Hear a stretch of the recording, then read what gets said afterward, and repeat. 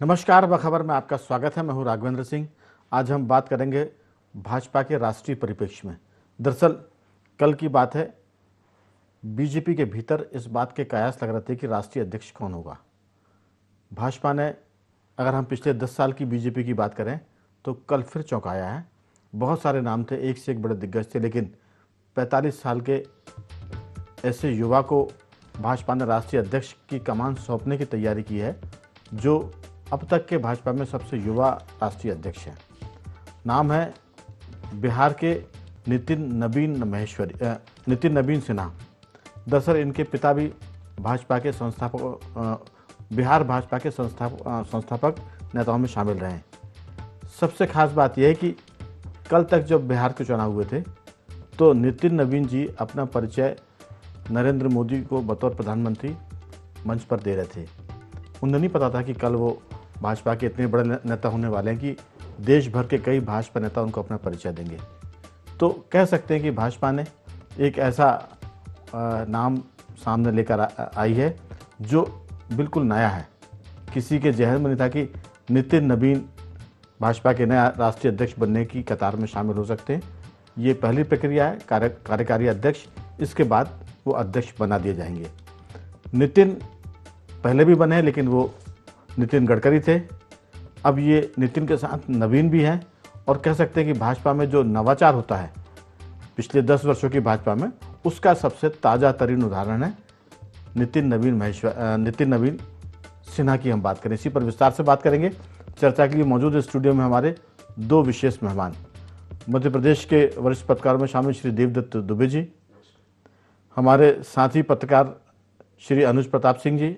अनुज जी, आपका बहुत स्वागत है। और जियो पॉलिटिक्स के एक्सपर्ट और सोशल एक्टिविस्ट रमेश सिंह जी हमारे साथ टेलीफोन पर जुड़े हुए हैं। रमेश जी, आपका भी बहुत बहुत स्वागत है।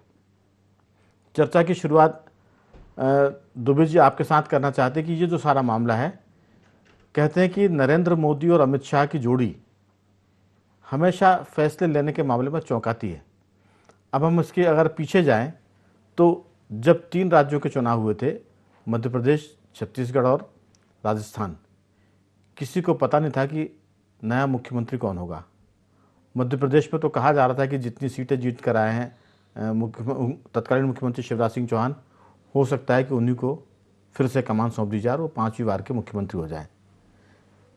इसी तरह से ये मामला सुन रहे थे कि रमन सिंह को छत्तीसगढ़ में, वसुंधरा जी की संभावना थी कि वो राजस्थान की मुख्यमंत्री बनेंगी, लेकिन आप देखिए कि नरेंद्र मोदी और अमित शाह की जोड़ी ने तीनों जगह नए नाम दिए। इसके पहले भी हम अगर अन्य राज्यों की बात करें तो कमोबेश शैली ऐसी है कि आप अनुमान लगाते रह जाओ। एक बार दुबे जी, नरेंद्र मोदी जी ने कहा था एक टीवी चैनल के प्रोग्राम में कि अब जब से मैं प्रधानमंत्री बना हूँ, खबरें लीक होना बंद हो गई हैं।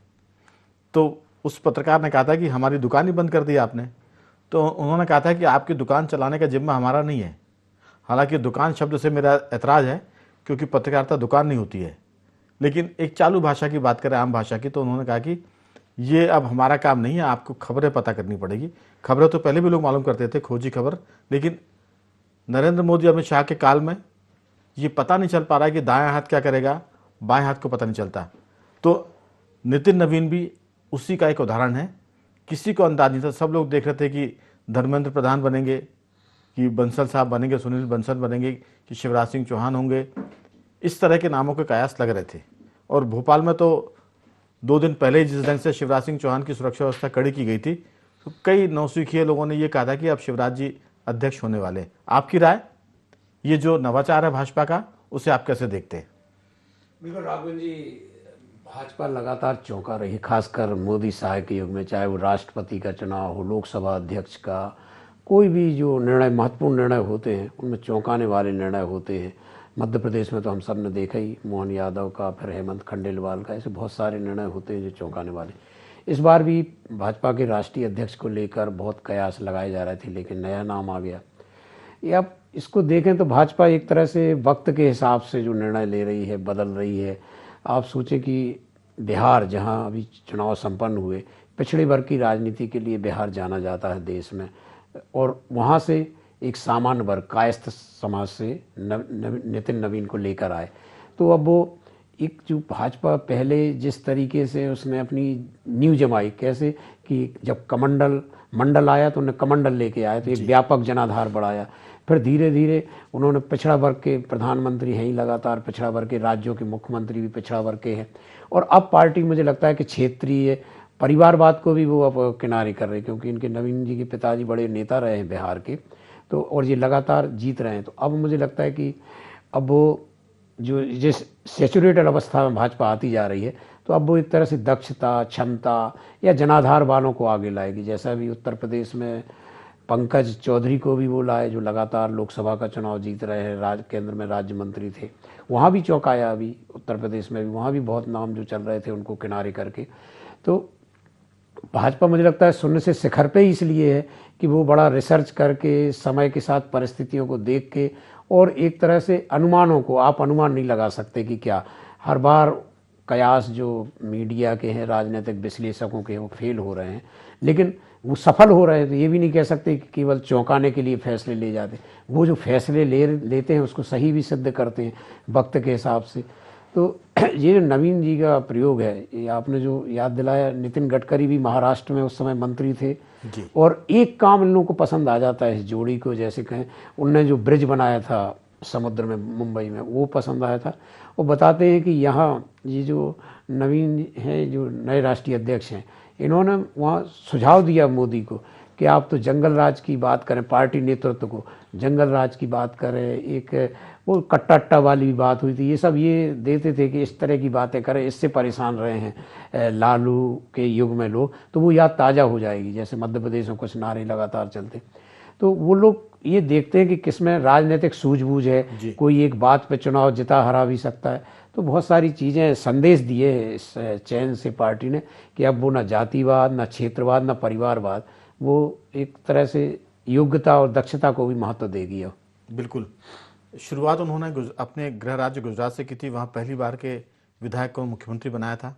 इसका दूसरा प्रयोग उन्होंने राजस्थान में किया, पहली बार के विधायक को उन्होंने वहाँ भी भजनलाल शर्मा को मुख्यमंत्री बनाया। और इसके भी अगर और पीछे जाएं देवदत्त जी, तो हरियाणा में भी जो खट्टर साहब थे, वो भी एक तरह से राजनीति में नए थे, संघ की तरफ से आए थे, और उनको सारे नामों को पीछे करते हुए खट्टर साहब को उन्होंने सीएम बनाया और बाद में वो केंद्र में मंत्री भी है। लेकिन मैं तो ये कहूँगा कि इसमें जो भी दिमागी हम बात करें, चाणक्य की, चतुराई की, दावपेच की, लेकिन जब आदमी का समय अच्छा होता है तो मिट्टी को हाथ लगा तो सोना हो जाता है, पुरुष पारस बन जाता है। तो ये भी है कि हर कोई, क्या अब राहुल गांधी कम दिमाग लगा रहे हैं, लेकिन वो जितना दिमाग लगा रहे हैं उल्टा पीछे जा रहे हैं। अब भाजपा नया प्रयोग कर रही है, पीढ़ी परिवर्तन, पीढ़ी बदलाव, नई पीढ़ी को मौका दे रही है। आप देखिए कि मध्य प्रदेश में बी डी शर्मा को अध्यक्ष बनाया, 29 की 29 सीटें जीत गए। बी डी शर्मा जब अध्यक्ष बने तो कमलनाथ की सरकार थी, उसके बाद अध्यक्ष उनके बनने के बाद बीजेपी की सरकार लौट आई, ज्योतिराज सिंधिया ने बगावत की और कांग्रेस टूटी। और तो वो जो प्रयोग उन्होंने किए हैं, उसके पहले बी डी शर्मा जी को कोई भाजपा के भीतर कम लोग जानते थे, क्योंकि विद्यार्थी परिषद से आए थे और बीजेपी में अध्यक्ष बनने के लिए बहुत पापड़ बेलने पड़ते हैं। लेकिन वो कुछ सालों में ही भाजपा के प्रदेश अध्यक्ष हो गए और सफल प्रदेश अध्यक्ष बने। तो मुझे लगता है कि ये जो समय चल रहा है, इस समय भारत का समय अच्छा है, इसलिए भारत देश का समय अच्छा होने से जो हुकूमत में है दिल्ली में, वो जो फैसले कर रहे हैं वो लोगों को लगता है कि बहुत गलत है। बड़े बड़े आर्थिक विशेषज्ञों ने कहा कि भारत की आर्थिक नीति बहुत खराब है और देश गर्त में जाएगा, लेकिन हम चौथी अर्थव्यवस्था हो गए आर्थिक स्थिति में।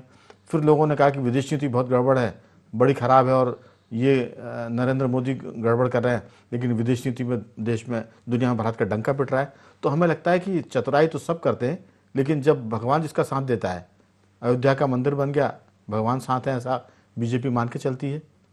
अब वो बात कर रहे हैं काशी ज्ञानव्यापी की, फिर मथुरा की बात कर रहे हैं, कृष्ण जन्मभूमि की, तो बहुत सारी चीज़ें। लेकिन मेरे साथ अनुज जी भी। अनुज जी, ये जो सारा मामला है कि 45 साल की उम्र नितिन जी की, और आप देखिए कि उनके सामने सब दिग्गज हैं, दिल्ली में देखिए, बिहार में देखिए, या बाकी राज्यों में देखिए, उनसे सब उम्र में बड़े ही हैं, तजुर्बे में बड़े हैं।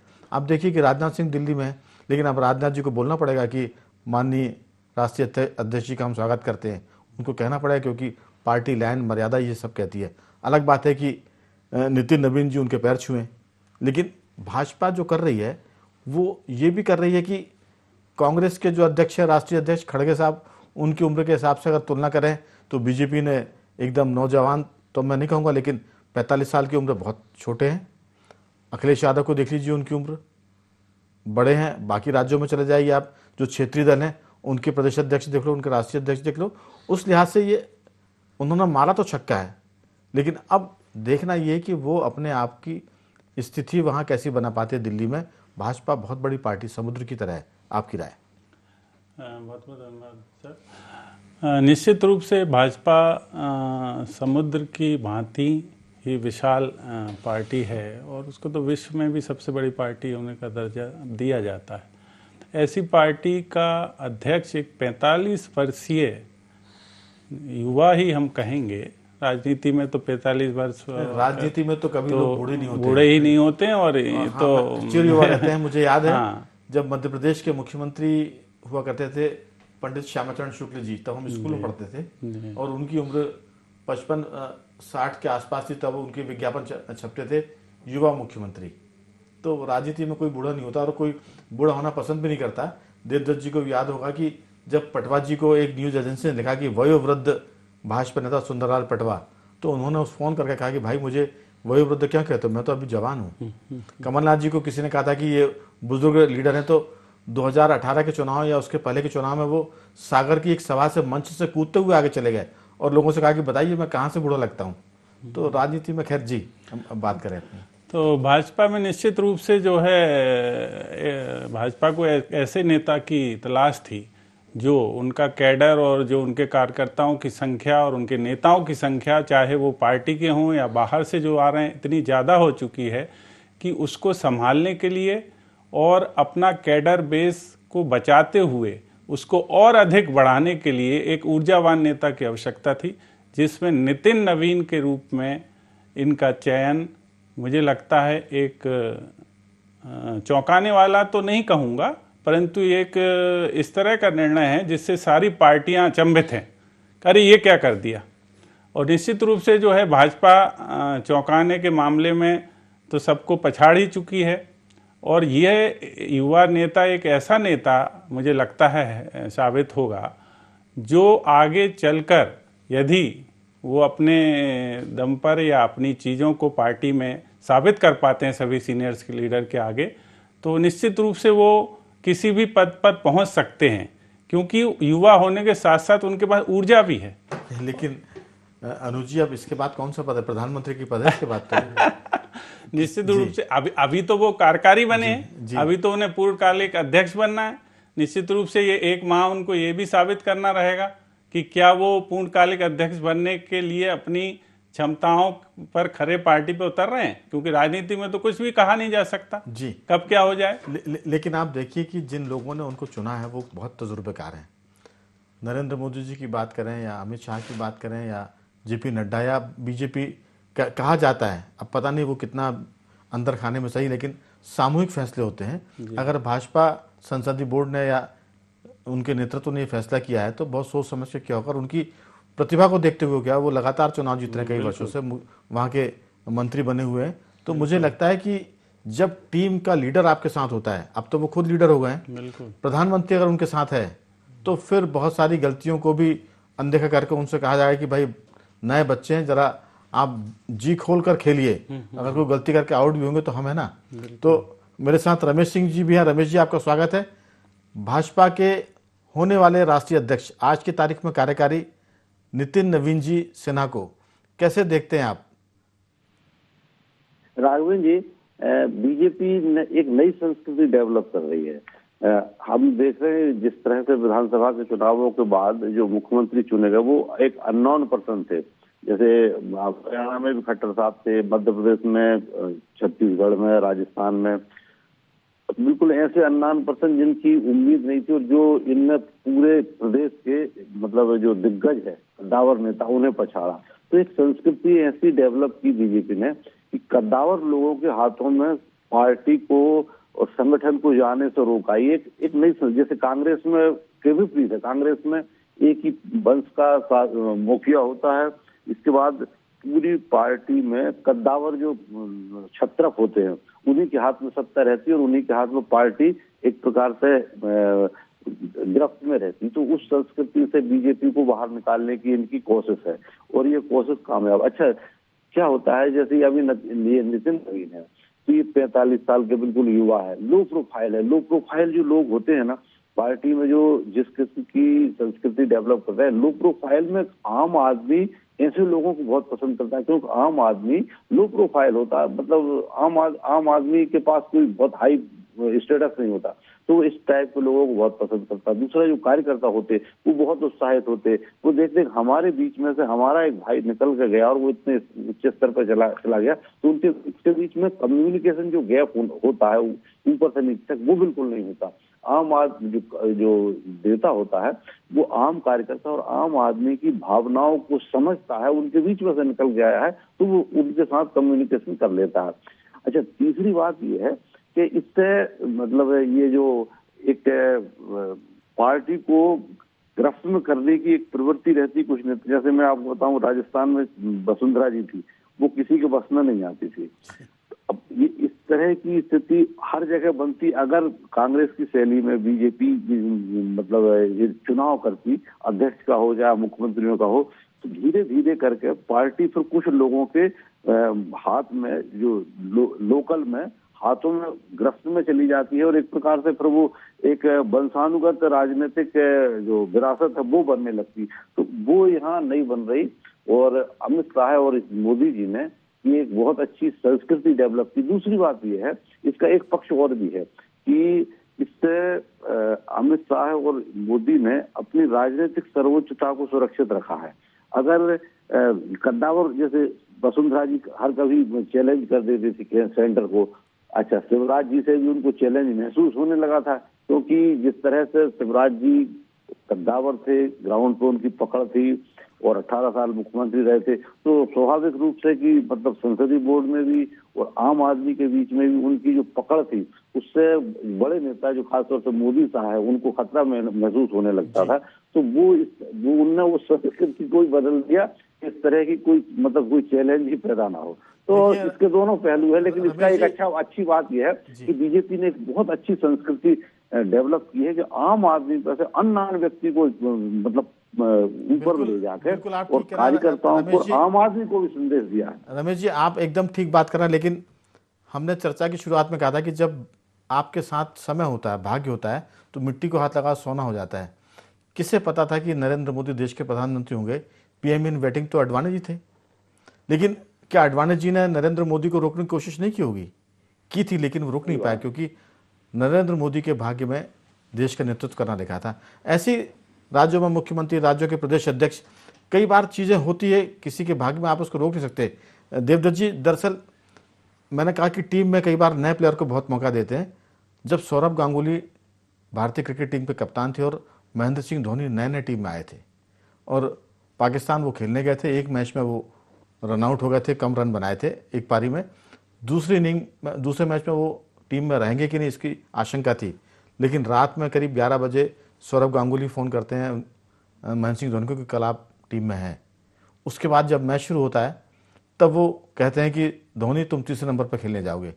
नया बैट्समैन, तीसरे नंबर यानी वन डाउन, तो धोनी पूछते हैं सौरभ गांगुली से कि फिर आप, क्योंकि वन डाउन सौरभ गांगुली जाते थे। सौरभ गांगुली ने अपना नंबर महेंद्र सिंह धोनी जैसे नए प्लेयर को दिया और महेंद्र सिंह धोनी ने उस मैच में सेंचुरी मारी। कई बार आदमी जो सीनियर प्लेयर होता है या लीडर होता है वो प्रतिभा देख कर समझ जाता है कि किस में कितनी प्रतिभा, उसको मौके देता है। उसमें वो कई बार आउट भी होते हैं, आउट होते तो उनको मालूम है कि इसमें टैलेंट है, इसको मौका दिया जाएगा तो ये बाद में देश की संपत्ति बनेगा, पार्टी की संपत्ति बनेगा। तो मुझे लगता है कि 45 साल की उम्र में मौका मिला है नितिन नवीन जी को। पीछे कप्तान खड़े हुए हैं, चाहे वो अमित शाह हो या प्रधानमंत्री मोदी हो। अगर ये 2-4 गलतियां करेंगे, भी 2-4 चीज़ें गड़बड़ करेंगे, तो पीछे संभालने वाले लोग हैं।